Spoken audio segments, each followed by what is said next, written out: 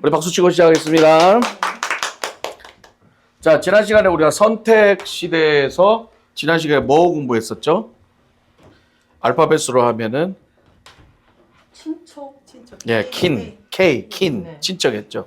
K 다음 뭐예요? 이제 A, B, C, D, E, F, G, H, I, J, K 그 다음 뭐예요? 본거지, 로케이션. L이죠, L. 네. 예, L, location. L, 오늘 L. location. 장소. 예. 자, 오늘은 이 장소에 대해서 얘기하는데요. 자, 어떤 장소냐 하면은 바로 가버나움이라는 장소입니다. 가버나움이 어디냐? 가버나움. 갈릴리에 있죠? 갈릴리. 예. 갈릴리 호수 북쪽에 있는 동네예요. 자, 여기는 교통의 요지로 이제 사람들이 많이 오가고 가는 그런 좀 빈번한 사람들의 트래픽이 많은 곳인 거예요. 그래서 예수님이 이쪽으로 간 이유 중에 하나가 첫 번째가 뭐냐면 다양한 사람들이 있으니까 복음 전하기가 좋죠. 예. 복음 전하기가 좋았어요. 누가 또 그랬어요? 사도 바울이 그랬죠. 사도 바울이 보면은 저 에베소라든지 고린도라든지 이런 항구 도시 쪽으로 많이 가서 복음을 많이 전했죠. 왜냐하면 그쪽에 다양한 이방족들이 트래픽이 많으니까 거기에 예수 안 믿는 사람들이 많으니까 이제 복음을 전하러 가는 거죠. 오히려 유대인들이 많은 데보다는 이렇게 이방인들이 많은 데를 갔어요. 왜요? 유대인은 예수님 어떻게 해요? 배척했죠. 예. 지난 시간에 우리가 얘기했지만 친척들, 유대인들은 다 예수님을 배척했어요. 왜? 익숙해서 예수님이 그냥 자기들하고 같이 살던 유대인이라고 생각해요. 그래서 예수님이 어디로 가냐? 바로 이방인들 쪽에 가요. 그게 어디다? 오늘 이 가버나움이라는 지역인 거죠. 자, 또 이 가버나움에 가셨던 이유가 또가 뭐냐 하면은 두 번째가 뭐냐면 영적 필요가 있는 곳. 영적 필요가 있는 곳이라는 거예요. 영적 필요. 이게 무슨 말이냐면은 가버나움에는 로마의 주둔군이라든지 또 누가 있었냐면 세리들, 사람들이 싫어하는 세리들, 이방인들 이렇게 막 여러 사람들이 섞여 있었단 말이죠. 그러다 보니까 어떻게 보면 영적으로 타락하고 영적으로 혼란한 그런 장소였다는 거죠. 그래서 예수님은 그래서 이 영적 필요가 뭐예요?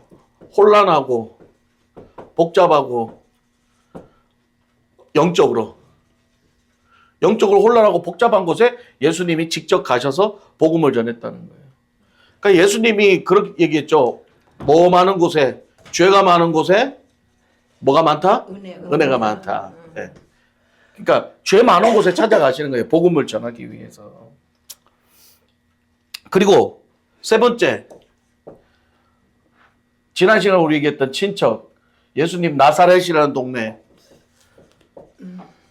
유대인들에게는 예수님이 뭘 받아요? 배척당했잖아요. 그런데 오늘 이 가버나움은 예수님을 배척해요, 안 해요? 안 하는 거예요. 배척을 안 한다는 거예요.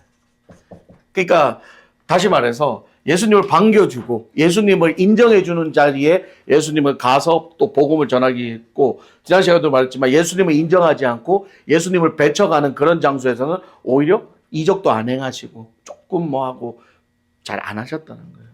그러니까 오늘날로 말하면 이런 거와 똑같은 거예요. 성령도 우리가 환영하고 우리가 인정하고 순종하고 성령을 우리가 따를 때에 성령이 우리 안에서 더 활발하게 역사하시지, 우리가 성령을 배척하고 우리가 무시하고 성령을 자꾸 소멸시키고 그러면은 성령도요 우리의 의지에 따라서 그냥 어떻게 정욕대로 내버려 두는 거예요. 그러면서 우리가 영적으로 더 안 좋아지게 된다는 거죠. 같은 의미인 거죠. 이 성령의 임재와 같은 의미로 볼 수 있다는 거죠. 그리고 마지막으로 이제 네 번째는 뭐냐면 예언 성취. 항상 이 예언 성취는 예수님의 이 사역의 모든 일들이 다 뭐라 그랬어요? 예언의 성취라고 했죠. 하나님의 약속을 이루는 거라 했죠. 구약 이사야서 9장 1에서 2절에 보면은 뭐라고 나오냐면은 갈릴리 지역이라는 말. 그 다음에 이방의 갈릴리에 뭐가 온다? 큰 빛이 온다. 큰 빛이 누구예요? 예수 그리스도를 얘기하죠. 그러니까 이사야서에 이미 갈릴리 지역 이방인의 갈릴리에 큰 빛 예수가 온다는 걸 예언한 거를 성취하는 거죠. 가버나움이 어디 있다 그랬어요? 갈릴리에. 그래서 그곳에서 사역을 시작했다는 거예요. 그래서 이제 결론을 내면 우리가 예수님이 가버나움이라는 장소에서 이제 복음을 시작한 것은 첫 번째로 아까 얘기했듯이 뭐냐면은 교통의 중심지에서 사람들에게 복음을 전하기 쉬웠고, 두 번째로 영적 필요가 있었고, 세 번째로 배척당하지 않았고, 네 번째로 뭐예요? 예언의 성취였다. 이제 이거를 우리가 봐야 된다는 거죠. 그러니까 우리가 성경에 이 예수님의 사역이 가버나움부터 시작됐다는 게 단순히 그냥 이루어진 것이 아니라 이렇게 다 영적 이유와 어떤 구약의 신학적 배경과 이런 것들이 다 있어서 예수님은 철저하게 거기에 따라서 그렇게 사역을 시작했다는 거예요. 그래서 오늘 이 장소가 어디다? 가버나움. 그러니까 성경이 장소라는 지역, 지명 이런 것들이 참 중요해요. 영적 의미가 많이 포함되어 있죠. 우리가 지금 여호수아서를 통해서 가장 많이 부각되는 장소가 어디예요? 가나안이죠. 예. 민수기에도 그렇고 가나안 땅이라는 장소, 그리고 레위기와 출애굽기를 통해서 우리에게 가장 많이 부각되는 영적 장소가 어디예요? 광야라는 거죠. 광야. 그렇죠? 그러니까 성경은요. 창세기부터 보면 다 이런 지형을 통해서 어떤 영적 의미를 많이 주죠. 아담과 하와가 딱 창조되고 나서 만들어진 게 어디? 에덴 동산이라는 장소. 예, 그렇죠. 그러니까 이런 장소들이 성경에서 우리에게 주는 영적 의미가 많다는 거예요. 그래서 로케이션이 그런 의미를 좀 보는 거죠. 자, 이 가버나움이라는 장소에서 오늘 책을 보면은 장소에서 예수님이 행하신 이적 8가지가 이제 나오는 거예요. 자, 그 순서대로 원래 이제 정확하게 성경의 어떤 연도 순서대로는 조금 다르긴 한데 그래도 오늘 책의 순서대로 제가 할게요. 책의 순서대로 첫 번째 예수님의 이적이 뭐가 있어요? 왕의 신하의 아들을 고치는 사건이 일어납니다. 자, 이 예수님의 8개의 이적의 사건을 통해서 일단은 가장 먼저 우리가 핵심적으로 알아야 될 게 뭐냐면은 8가지 이적. 핵심은 뭐냐면은 이거 중요해요. 말씀에 순종할 때 역사가 일어났다는 거. 이게 중요한 거예요. 자, 그럼 하나하나 살펴봅시다. 왕의 신하의 아들을 고치는 거. 자, 요한복음 4장 48에서 50절을 보면은 예수께서 이르시되 너희는 표적과 기사를 보지 못하면 도무지 믿지 못한다라는 말을 하세요. 표적과 기사를 보지 않으면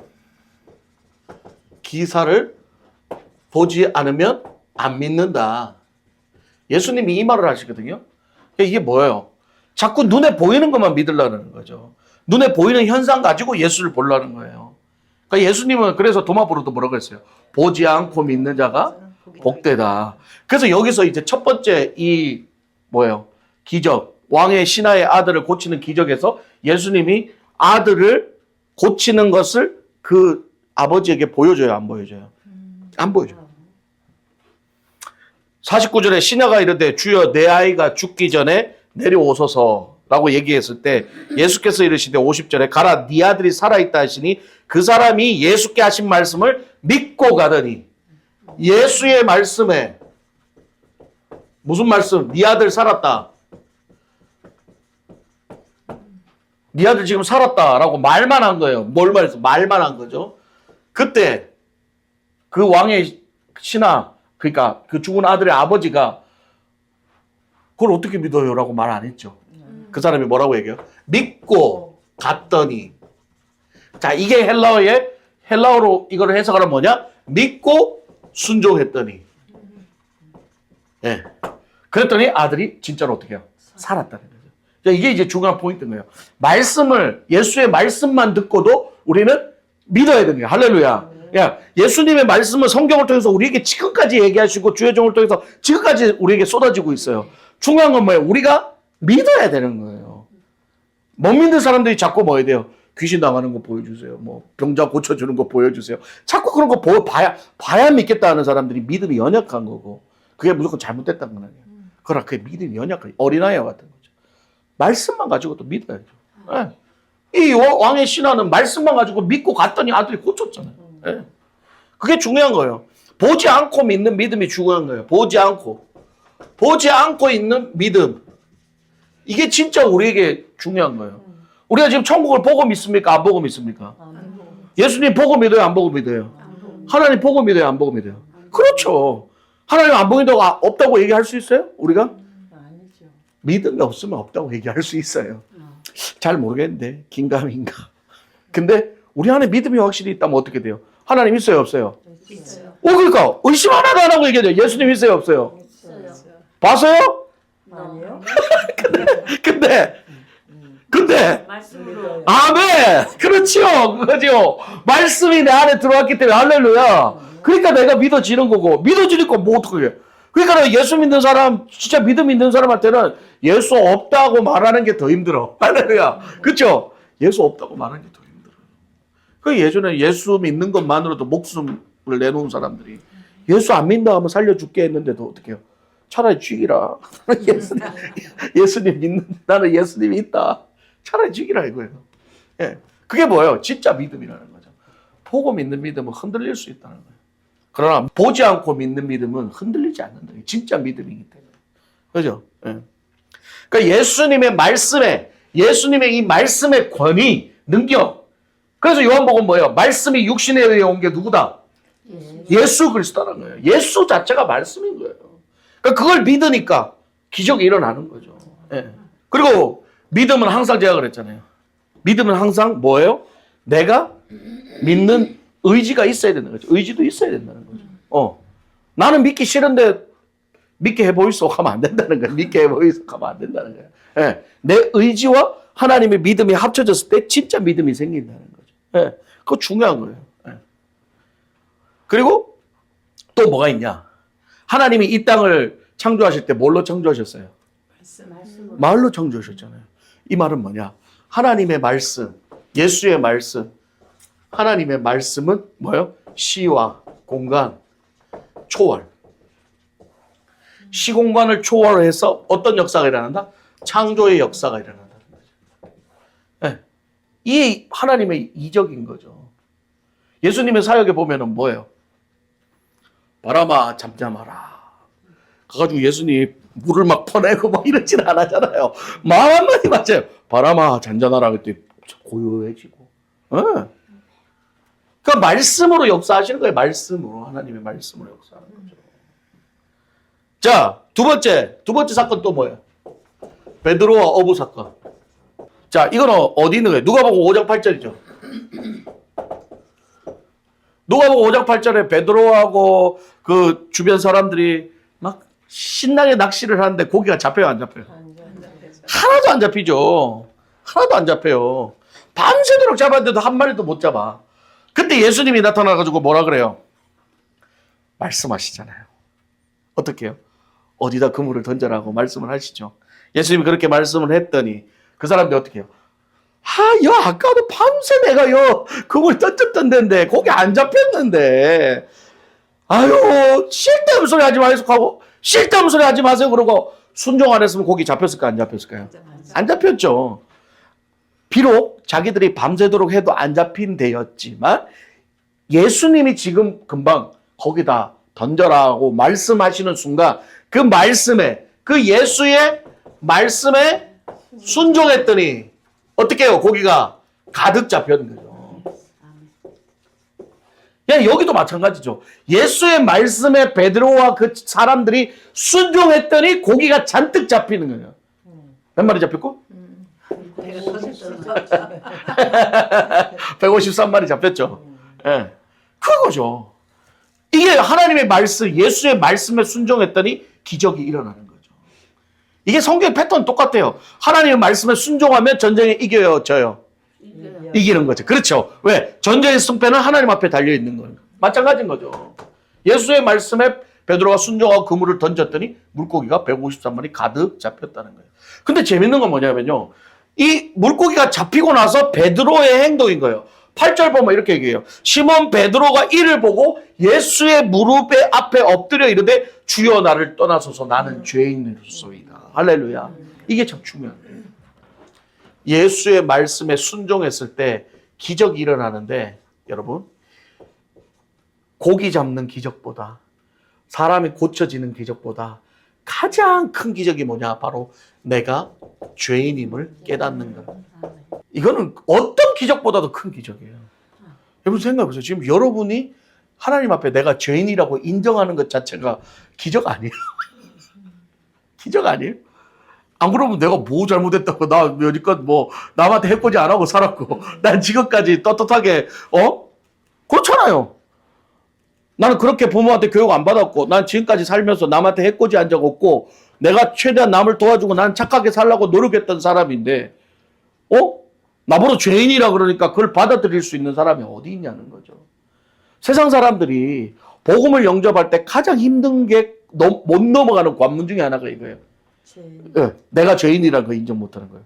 죄진 게 없는데. 죄진 게 없는데. 그 사람 입장에서 보면 죄진 게 없죠. 맞죠? 나름 착하게 살았던 거지. 사람 보면은 대부분 사람들이 다 착하게 살지 않나요? 뭐 못된 사람도 있지만 대부분 사람들 보면 그냥 우리 어렸을 때도 보면 그냥 열심히 돈 벌고 농사 짓고 그래서 자식들 키우고 나중에 80, 90 돼도 그냥 돌아가시잖아요. 그래서 물어보면 아버님 죄인이에요. 그러면 막 화도 깨지. 내가 지금 시스템에 막 들어. 누가 내 꼬지 한번 하려고 내가 돈 한 번 안 꿨는데 무슨 내가 죄인이냐고 막 발떡 뛰죠. 그거예요. 이게 예수께서 나를 따라오려면 뭐 해라.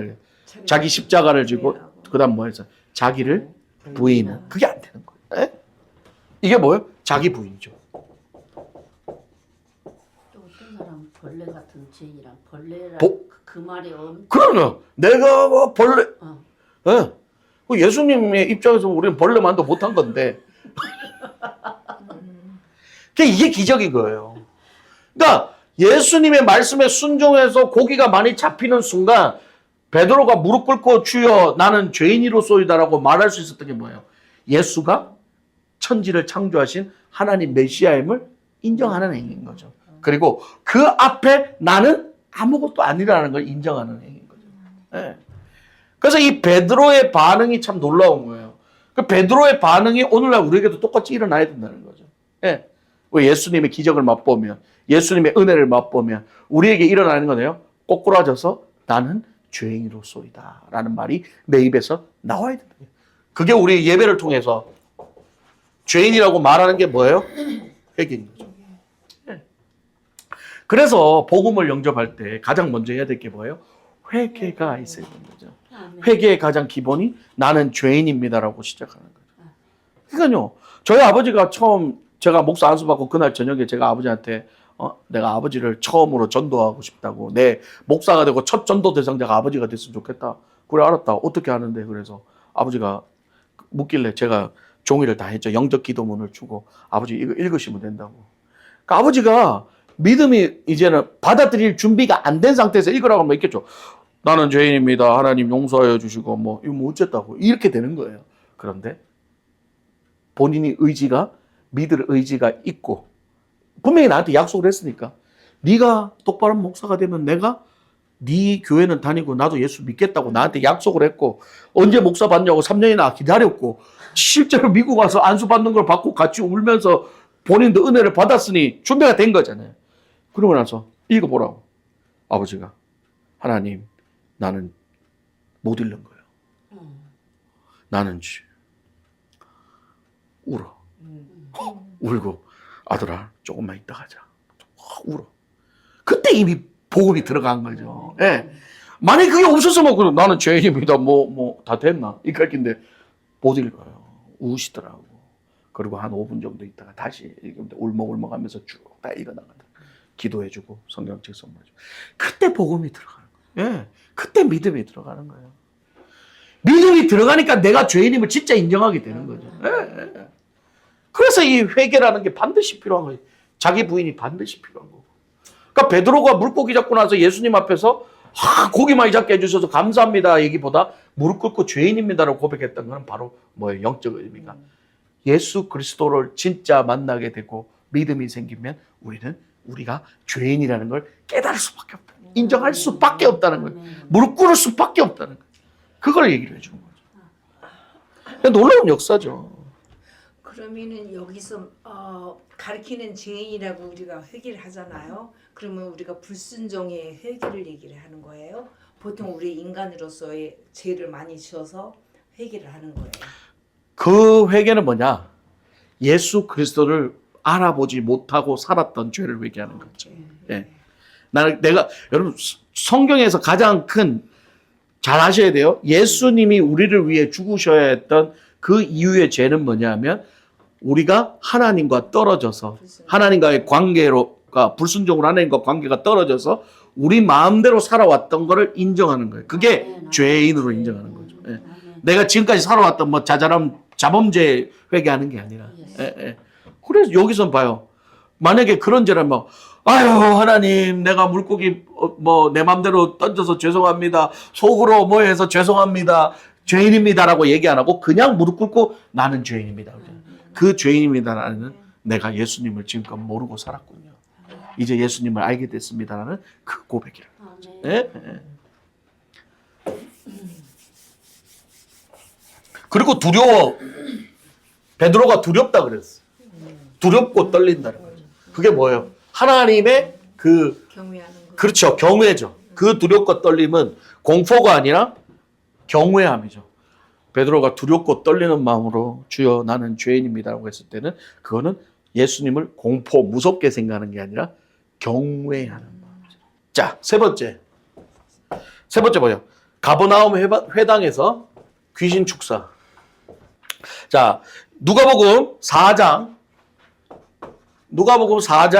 31에서 37절, 4장 31에서 37절, 35절에 보면 이렇게 얘기해요. 예수께서 꾸짖어 이르시되 잠잠하고 그 사람에게 나오라 하시니 귀신이 그 사람을 무리 중에 넘어뜨리고 나오되 그 사람은 상하지 않은지라. 그리고 36절에 다 놀라 서로 말하 이르되 이 어떠한 말씀인고 권위와 능력으로 더러운 귀신을 명함에 나가는 도다 하도다. 자, 여기서도 지금 중요한 게 뭐냐면은 뭐예요? 말씀이에요. 말씀에 권위와 능력이 있다는 거죠.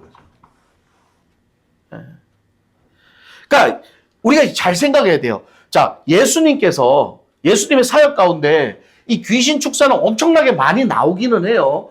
그런데 이 귀신 축사를 강조하는 사람은 또 이게 다라고 생각해요. 예수님의 사역이. 아니에요. 귀신 축사의 영적 의미를 우리가 잘 알아야 돼요. 귀신 축사의 영적 의미는 뭐냐면 귀신은 뭐냐? 마귀의 권세를 말하는 거거든요. 마귀의 권세를 말하는 거예요. 그러면 이 땅, 이 세상은 누가 잡고 있다고 했어요? 공중 권세를 잡은 누가 잡고 있다고 했어요? 마귀가 잡고 있다고 그랬죠. 그러면 예수님께서 이 땅에 오셔서 누구를 물리치는 거예요? 마귀를 물리치는 거예요. 그러면 예수님이 이 땅에 오셔서 십자가에 달려 죽음으로 마귀의 괴계를, 인간과 하나님의 관계를 떨어뜨려놨던 마귀의 그 죄의 그 역사를 다 깨부시고 승리하겠다는 사건을 십자가와 부활의 사건으로 이뤘잖아요. 그 전에 그거를 뭘로 보여주시냐? 바로 이 귀신을 쫓아내면서 예수가 반드시 마귀에게 이기겠다는 것을 상징적으로 먼저 보여주는 사건들이 바로 이거예요.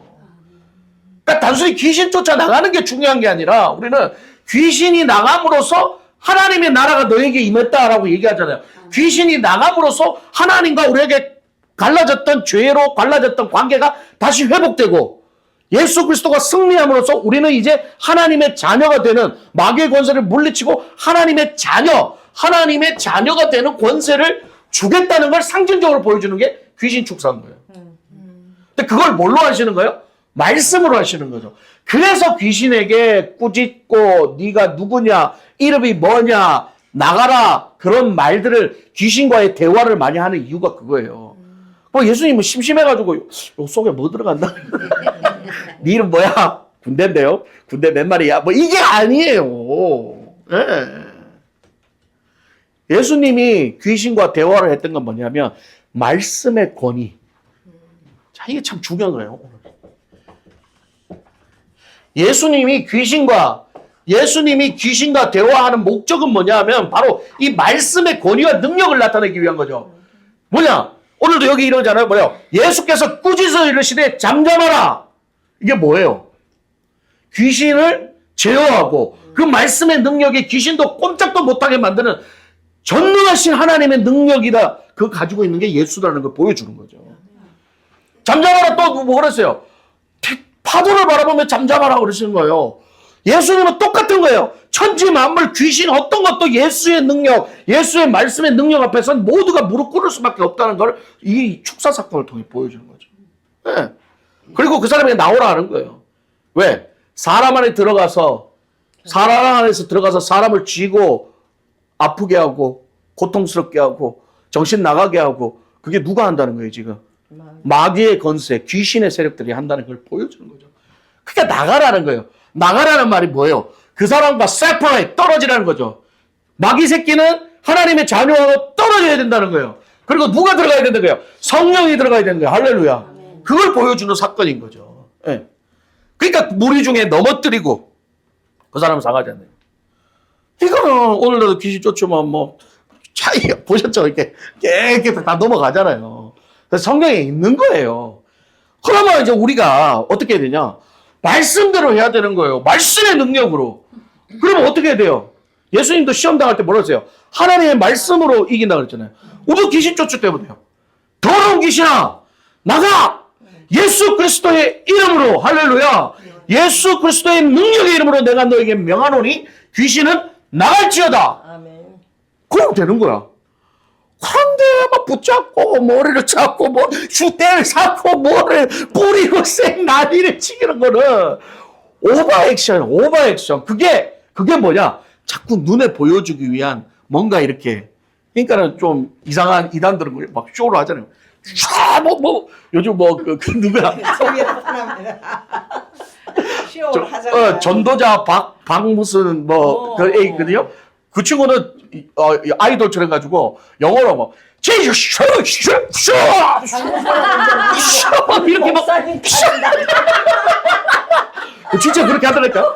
쇼 이러면서 그러니까 사람들이 보면 뭐 이게 뭐 되게 뭔가 이렇게 손에서 뭐 장국 나가듯이 그러니까 어떻게 돼요? 그 사람이 부각되는 거예요. 정신없어. 아니 그 사람이 부각돼. 그게 문제인 거예요. 귀신을 쫓아내는 것. 귀신 축사의 목적은 예수의 말씀의 능력. 할렐루야. 이걸 보여줘야 되는데 자꾸 예수의 말씀의 능력은 없고 이것만 보여주니까 사람들은 언제 이거 안 쏘나 이제 그거 보고 있는 거예요. 내 머리에는 안 그러니까 내 머리는 이거 안 두드리나 이 생각만 하고 있는 거예요. 그렇지. 그러니까 오늘 예수님 뭐라고요? 보지 않고 믿는 게 복되다. 말씀의 능력으로. 여기서도 예수님이 이거 안 했잖아. 예수님 이거 안 했잖아요. 예수님 뭐예요? 꾸짖어가지고 그냥 꾸짖어. 너 누구야? 나가. 그냥 말로. 그러니까 이런 거를 자꾸 막 꾸미고 막 그리고 요즘 막 그러잖아요. 막 귀신 나가면 막 베니인 이런 거 보면 귀신 나가면 막 밴드가 막 하고 막 쇼하고 막 하고 하잖아요. 그게 진짜 하나님의 영광을 드러내기 위해 말은 그렇게 하는데 보면은 이 베니인은 하얀색 옷에 뭐 이렇게 뭐 해가지고 샤 뭐 계속 뭐 그 사람 타치 타치 뭐 성경에 없는 거. 제가 늘 말씀드리지만 성경에 예수님이 한 대로 하는 거는 괜찮은데 그거 아닌 이상한 거 하면 다 좀 의심해 봐야 돼. 그러니까 중요한 건 뭐예요? 말씀의 권위예요. 말씀의 능력. 예수님의 말씀의 능력이에요. 그러니까 귀신 쫓지 말라는 얘기가 아니야. 귀신 쫓는 게 잘못된 건도 아니야. 귀신 쫓는 게 성령에 있는 거야. 할렐루야. 귀신 쫓는다고 잘못된 게 아니에요. 이상하게 쫓으니까 잘못된 거지. 귀신은 쫓아야 돼요. 할렐루야. 우린 쫓아야 돼요. 오늘도 쫓고 내일도 쫓아야 돼. 예수 이름으로 마귀의 권세에 떠나갈지어다. 예수를 귀신의 권세에 떠나갈지어다. 선포하고 쫓아내야 돼요. 그러나 성경대로 하라고요. 제발 좀 이런 거 하지 말고 터치 이런 거 하지 말고. 이제 이게 중요한 거죠. 계속 제가 지금 뭘 중요하게 생각해요? 말씀의 권위. 지금 이적들이 계속 거기와 연관된 거예요. 네 번째 또 뭐 있어요? 베드로의 장모를 고치죠.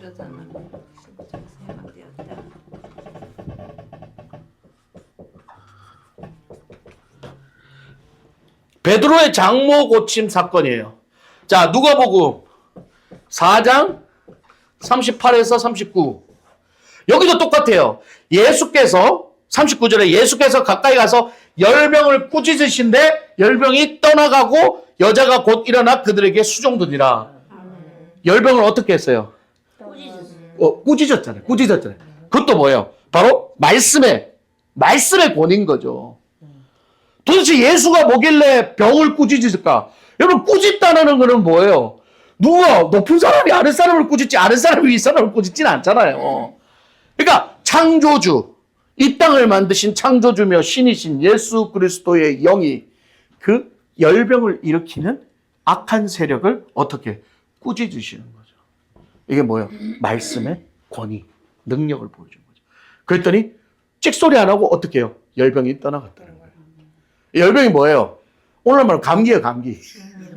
그러니까 감기도 여러분들 약도 먹지만은 여러분 거울 보고 얘기해요. 예수 이름으로 하노니 열병은 떠나고 꾸짖으세요. 여러분을 꾸짖으세요. 거울 보고. 그러면 열병이 떠나간다는 거예요. 믿고 하면 나을지어다. 아멘. 그런 거죠. 여기도 뭐예요? 꾸짖으시니까. 그러니까 여기서 중요한 사건은 뭐냐? 장모가 고침받자 뭐 한다는 거예요? 수종을 들더라. 수종이 뭐예요? 헌신이고 봉사, 희생이죠. 네. 다시 말해 하나님의 은혜, 예수의 능력으로 내가 치료함을 받고 상처가 회복되고 나의 어떤 건강이 좋아지게 되면 그 다음에 뭐가 일어나는 거예요? 희생과 헌신과 순종이 따라야 된다. 네. 아유, 당연히 고칠 거 고쳤네 이러면 벌써 안 나간 거야, 그거는. 그건 아직 열병이 있는 거예요. 열병이 나가면 감사하잖아. 그러니까 어떻게 돼요? 또 헌신하게 되고 봉사하게 되고 감사의 보답을 하게 되는 거죠. 그게 순서라는 거죠. 그게 순서라는 거죠. 그러니까 예수님은 또 여기서 뭘 봐야 되냐면은 가정도 중요하다는 거예요. 자, 얼마나 예수님이 세심해요. 베드로는 제자잖아요. 제자의 장모까지도 다 세심하게 챙긴다는 거예요. 예수 그리스도를 사랑하는 사람들은 이런 세심함이 필요한 거예요. 아, 누가 아프고 힘든다. 그러니까 우리 조창숙 집사님 마음이 이렇게 좋은 거예요. 타미가 깜짝 놀랐대. 네가 참 사랑을 많이 받는갑다 그랬대. 막 사람들이 많이 찾아오고 반장 갖다 주고 막 그런 걸 보면서 그게 사랑인 거죠. 네? 넌 너무너무 고마워요. 이게 마음이. 네.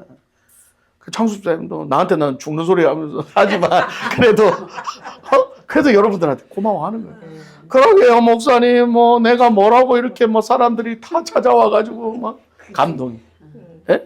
그런 작은 세심한 하나가 감동인 거예요. 그러니까 예수님은 그런 마음을 가지고 계셨다는 거죠. 네. 자, 이번에 5번째 문둥병 환자요. 네. 누가복음 5장 12절에서 16절입니다. 여기 보면은 예수께서 한 동네에 계실 때에 나병 들린 사람이 있어 예수를 보고 엎드려 구하되 이렇게 얘기해요. 주여, 주여, 원하시면 나를 깨끗게 할 수 있나이다. 그때 이 문둥병자의 이 자세가 참 중요하다는 거죠. 이 태도. 여러분, 예수님이 손을 댄다고 다 고쳐진 거 아닙니다. 예. 오늘날도 목사가 안수한다고 다 고쳐지는 거 아니에요. 어떤 사람이 고쳐지냐? 안수받으면 고침을 받겠다는 간절한 믿음이 있을 때 고침을 받는 거예요. 네. 권사님이 믿음이 있으니까 목사님 안수해 주세요. 목사님 기도해 주세요. 이런 얘기 하는 거예요. 실제로 그렇잖아요. 조순정 권사님도 그때 안수받고 고침 받았던 게 본인이 목사님 안수해 주세요. 고침 받기 원합니다. 하니까 고침을 받는 거예요. 권사님도 목사님 기도해 주세요. 안수 받고 싶어요. 그래서 지나가듯 차 세워놓고 안수했는데 잠 못 자가지고 불면증 걸려서 고생하시다가 싸우지 얼마나 잘 주무세요. 그게 뭐예요? 안수받는 자의 간절한 기도도 중요하지만 받는 자의 태도, 간절한 마음으로 내가 안수받으면 주님이, 목사가 고친 게 아니라 주님이 고쳐준다는 믿음이 있을 때 어떻게 해요? 고쳐진다는 거예요. 이 사람도 태도도 뭐예요? 예수님 원하시면 나를 깨끗하게 해주세요. 예수님이 원하시면 저를 고쳐주세요. 안 고쳐주셔도 저는 예수님 만난 것만도 땡큐입니다라는 이 겸손한 자세, 이 자세 속에 기적이 일어난다는 거예요. 여러분. 네. 이게 바로 중요한 포인트인 거예요. 이 문둥병자는 자신의 목숨을 걸고 나와서 고침 못 받으면 돌에 맞아 죽을 수도 있는 상황인데도 불구하고 예수님한테 예수님 안 고쳐주면 나 오늘 돌 맞아 죽어요. 빨리 지금 빨리 고쳐주셔야 돼요. 빨리 이게 아니잖아요. 조금이 문제예요. 예수님 닥달한다고 되나? 예수님이 때에. 그래서 뭐예요? 예수님이 원하시면 이 말의 정확한 뭐냐면 하나님의 때라는 거죠. 이게 뭐예요? 카이로스죠. 하나님의 때인 거예요. 그러니까 내가 원하는 때에 고치는 게 아니라 하나님의 때에 고쳐달라는 거죠. 우리 기도의 응답도 마찬가지죠. 내가 원할 때 응답이 아니라 하나님의 때에 응답하여 주시옵소서. 할렐루야. 그때 믿음으로 나가는 거예요. 그런 자세로 나가니까 하나님 바로 그 자리에서 기적을 일으켜 주시죠. 그런데 예수님의 대답이 놀랍습니다. 뭐라는지 하면 예수께서 손을 내밀어 그에게 대시고 뭐예요? 예수님도 그 사람들 많은 데서 그 부정한 자에게 손을 대는 거예요. 이게 뭐예요? 율법을 뛰어넘는 예수 그리스도의 사랑을 보여주는 거죠. 그러면서 예수님이 이렇게 얘기합니다. 내가 원하노니 깨끗함을 받으라. 할렐루야. 예수 주여 원하시면 그랬더니 예수님의 대답이 내가 원하노니 I want to. 이게 예수님의 사랑의 표현인 거죠. 그냥 고침 받아도 아니고 네가 원했지? 그래 나도 네가 고침 받기를 원해. 할렐루야. 네가 나를 사랑하니 나도 너를 사랑해. 할렐루야.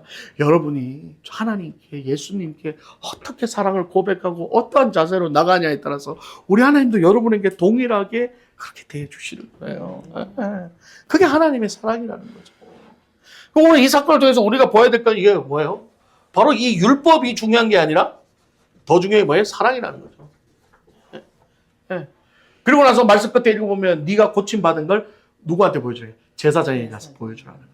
그 다음 6번째 뭐야? 지붕 위로 내려오는 자.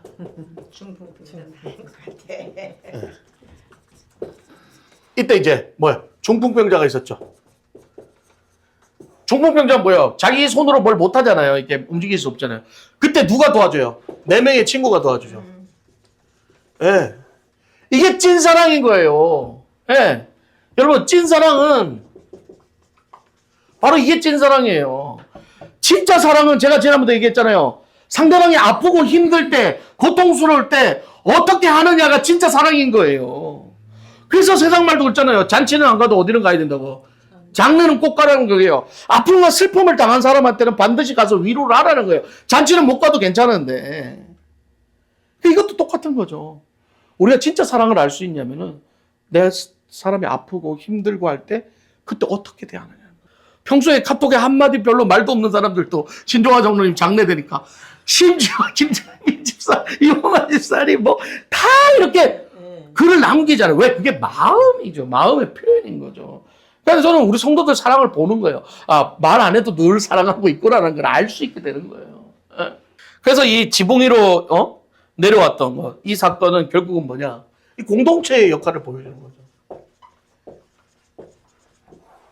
이 교회 공동체는 바로 이런 거죠. 예수의 사랑을 성도들과 함께 나누고 분담하고. 그래서 초대교회 공동체는 돈도 다 나눠서 같이 쓰고 음식도 같이 먹고 날마다 말씀과 기도와 예배를 통해서 서로가 하나 됐다는 거예요. 그게 뭘 통해서 가능한 거예요? 예수의 사랑을 통해서 가능하다. 예. 7번째, 베데스다 연못. 이건 지난번에 제가 한번 했는데 간단하게 할까요? 기억하시니까 간단하게 할게요. 베데스다라는 뜻이 뭐냐면 자비의 집이라는 뜻이에요. 근데 이 베데스다 연못 사건을 보면 자비의 집이 아니라 부자비의 집이죠. 그죠? 이 베데스다 연못 사건이 뭐예요? 이게 환자들이 연못 주위에 다 둘러보 있다가 눈이 빠지도록 연못을 쳐다보면 갑자기 어느 때 천사가 연못을 요동할 때가 있대. 이렇게 떨다니지. 그러면 미친 듯이 물에 뛰어 들어가가지고 그 순간 아다리가 딱 맞아야 그게 어떻게 치료받는 거예요. 그러니까 거기 얼마나 많은 소문이 나 있으니. 베데스다 연못 여러분 실제로 보면 크지 않아요. 이렇게 조만한데 이렇게 제가 보니까 이스라엘 그 유적지 보니까 이렇게 돌로 이렇게 사원처럼 이렇게 쌓여가지고 크지도 않아. 근데 거기에 전부 다 눈만 쳐다보고 있을 거 아니야. 그러니까 중요한 건 뭐야? 연못이 이렇게 있으면은 자 이까지 이렇게 입구고 기둥들이 이렇게 있고 여기 이제 막 광장이잖아요. 그러면 이제 물이 요동하면 가장 먼저 뛰 들어가는 놈이 치료를 받는데 뭐 여기 이렇게 모여 있는 사람들은 어떤 사람들이겠어요? 차례대로 갈 거예요. 차례대로 죽어라 하고 기다리고 있다가 한 놈 죽으면 또 땡기고 해서 그러니까 이 자리는 얼마나 치열할 거야. 그죠? 얼마나 치열할 거야. 이거는 수억을 줘도 안 되지. 못 고치는 병 여기 있다 고쳐야 되니까. 38년 된 이 안전뱅이가 자기 스스로 움직이질 못하니까 맨날 나가리 대해서 여기서 이따 갔다 또 떼고 또 알고 계속 그러다 보니까 나중에 어떻게 기법. 그러고는 어떻게 하늘만 바라보면서 저 밑에 또 누가 고쳤다! 막, 아이씨 오늘도 한 놈 고쳤네. 아이 나는 언제 고치라고 그냥 모든 희망, 소망 다 끊어진 상태. 이 상태에서 하늘만 바라보고 죽기만 바라보고 살아가는 그 사람에게 이 수많은 환자들 중에 예수님이 누구 찾아갔어요? 이 38년 된 병자에게 찾아갔다는 거죠. 그리고 나서 물어요. 그 누운 것을 보시고 병이 오래된 줄 아시고 이르시되 네가 낫고자 하느냐. 요한복음 5장 1에서 9절이에요. 네 병이 낫고자 하느냐. 예수님 벌써 알고 계시면서 묻는 거죠. 네 병이 낫고자 하느냐. 이 질문의 뜻이 뭐예요? 너의 진심을 얘기하라는 거죠. 너의 진심을 주님 나 고치고 싶습니다. 고치고 싶습니다. 하나님은 늘 우리에게 뭐예요? 진심을 얘기하라는 거예요. 하나님은 예수님은 이미 병이 오래된 줄 알고 계셨다. 하나님은 이미 여러분들의 마음을 알고 계시는 거예요. 그럼에도 불구하고 하나님 여러분들에게 질문을 할 때는 무슨 뜻이에요? 너의 진심을 얘기해라는 거죠. 그런데 이 병자는 뭐라고 얘기해요? 물이 움직일 때 나를 못에 넣어주는 사람이 없어 내가 가는 동안에 다른 사람이 먼저 내려가나이다. 핑계대고 있는 거죠. 불평불만하고 있는 거죠. 주여 나는 죄인이로소이다. 아까처럼 주님께서 원하시면 나를 고쳐주소서라는 태도를 보였다면 예수님이 거기서 바로 고쳐주셨을 텐데 이 병자는 뭐라고 얘기해요? 핑계대고 불평하고 비교가 되죠. 태도가 아휴 고치려면 고쳐보세요. 다른 사람들이 맨날 먼저 가고 나는 못 가서 이렇게 됐습니다 하면서 불평불만하는 거예요. 그때 예수님이 그를 외면하지 않으시고 일어나 걸어서 네 자리를 들고 가라. 예수님이 또 치료해 주시는 거죠. 예. 자, 여기서 우리가 볼 게 뭐냐면요. 첫 번째, 태도의 중요성인데 여기서 한 가지가 뭐냐면 겸손하면 어떻게 해요? 기꺼이 예수님이 같은 마음으로 고쳐주시죠. 예. 그런데 불만 해도 고쳐줘.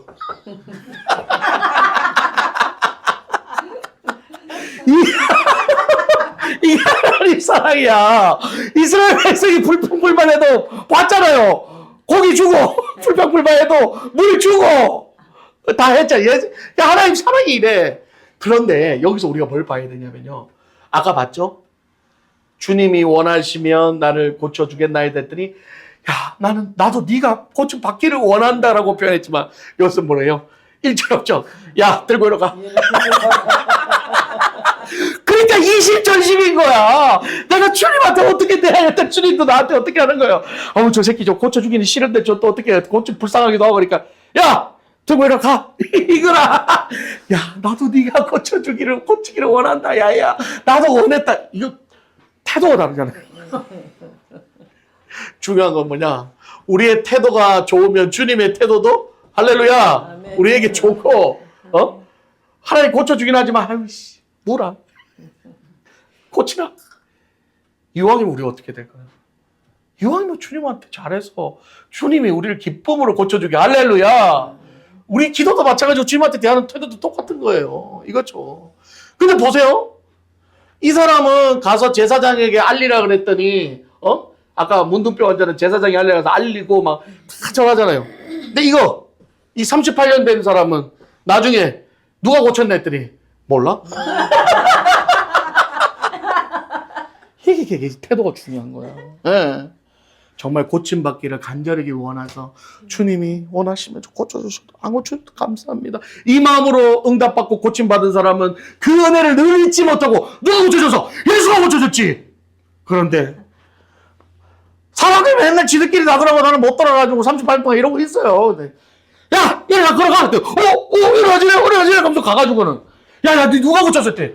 몰라, 누가 고친 거야. 은혜를 대하는 태도가 여기서 결정나는 거예요. 아멘? 예. 은혜를 마음에 새긴 사람은 늘 은혜 갚기 위해 감사, 충성, 헌신. 그런데 은혜를 받고도 그거를 감사한지 모르면 어떻게 돼요? 또 불평, 불만, 주님이 누군지도 모르는 이런 일들이 일어난다. 그러니까 이 치유받는 사람, 우리가 참 하나님 앞에 어떻게 대하느냐 태도, 이거는 사람들과의 관계도 그렇고 하나님과의 관계도 중요해요. 이게 어쩔 수 없는 기브 앤 테이크 삶. 우리 마음 준 만큼 돌아오게 돼 있다. 내가 얘기했잖아요. 강아지 새끼도 내가 사랑하면은 꼬리 흔들어요. 내가 맨날 발로 주차하면 도망가고. 그래요. 그럼 사람이나 동물이나 똑같은 거예요. 네. 마지막 8번째. 손 오그라든 사람. 누가복음 6장 6에서 11일. 자, 여기서는 손 오그라든이라고 하죠. 손 마른 사람이라고 얘기하죠. 예수께서 8절, 예수께서 그들 생각을 하시고 손 마른 사람에게 이르시되 일어나 한가운데 서라 하시니 그가 일어서거늘. 왜 이 사람을 한가운데 서게 해요? 주변에 그 유대인들과 이 율법 바리새인들이 다 서 있어요. 그리고 9절에 예수께서 그들에게 이르시되 내가 너에게 묻노니 안식일에 선을 행하는 것과 악을 행하는 것, 생명을 구하는 것과 죽이는 것 얻은 것이 옳으냐 하시며 무리를 둘러보시고 그 사람에게 이르시되 네 손을 내밀라 하시니 그가 그리하매 그 손이 회복된지라. 여기도 말씀에 의해서 기적이 일어났는데 여기서는 중요한 포인트가 뭐냐면은 율법이 먼저냐? 똑같은 거죠. 사랑이 먼저냐? 율법에 의하면 안식일에는 일하면 돼요, 안 돼요? 안 되죠. 그 사람들은 이미 그 손 마른 사람을 예수님이 안식일에 고치나 안 고치나 그거를 꼬투리 잡으려고 보고 있었던 거예요. 그러니까 예수님이 일부러 일어나 더 세워가지고 그걸 고치는 걸 보여주는 거예요. 아, 저거 봐, 안식일 범하네, 저거 이단자야, 이렇게. 그러면서 예수님은 왜 이렇게 하시냐? 율법, 예수에 의해서 이건 다 이제는 깨지고 새로운 산 율법, 예수 그리스도의 사랑의 율법이 이제는 지배한다는 걸 보여주는 영적 사건이라는 거죠. 그래서 보는 앞에서 그렇게 고쳐버리는 거예요. 예. 그러니까 그 뒤에 보면 어떻게 해요? 이 종교 지도자들이 예수를 죽이려고 이를 갈더라. 그걸 보면서. 예. 예수님은 결국은 뭐냐? 이런 상황과 환경, 율법 이런 거에 타협하지 않는 거예요. 진실된 사랑은 환경과 상황과 모든 것을 초월하게 됩니다. 제가 늘 말씀드리죠. 따지고 상황 보고 형편 보고 돕고 제가 그 한주 목사님도 얘기했지만 내가 할 수 있는 만큼만 희생하지 않으면서 나 편한 대로 돕는 거는 진정한 사랑이 아니라는 거예요.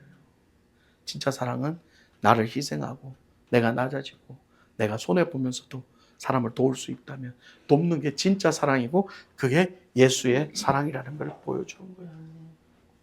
자, 성경은 이 8가지 사건을 통해서 예수님의 8가지 사건을 통해서 아까도 얘기했지만 첫 번째 뭐다? 말씀의 능력을 보여준다. 할렐루야. 예수 그리스도는 퍼포먼스가 중요한 게 아니라 말씀의 능력이 중요하다는 거예요. 두 번째는 뭐냐? 율법보다 사랑이 먼저다. 네. 율법보다 사랑이 먼저. 그래서 부정한 자도 예수님 만지시고 친구들도 예수 중풍병자 달아내리고 예수님은 그렇게 본인이 율법을 깨뜨리고 자신의 사랑으로 이제는 휘장이 찢어지고 예수의 사랑이 이제는 새로운 율법으로 그래서 새 포도주는 새 부대에 담아야 된다고 말씀하는 거죠. 자, 오늘 이 가버나움의 사역에서 시작해서 8가지 사건을 통해서 우리가 알아야 될 건 가버나움 지역으로 들어간 것도 예수님은 그 이방인들을 구하기 위해서 영적 필요를 채우기 위해서 또한 예언을 성취하기 위해서 거기를 가셨고 하나님의 말씀에 순종하기 위해서 간 거죠. 두 번째로 8가지 사건을 보면서 말씀에 순종하는 것, 율법보다 사랑이 먼저라는 걸 몸소 실천으로 보여주셨던 예수 그리스도의 사건이라는 것 기억하셔야 됩니다. 아멘. 여기까지 하겠습니다.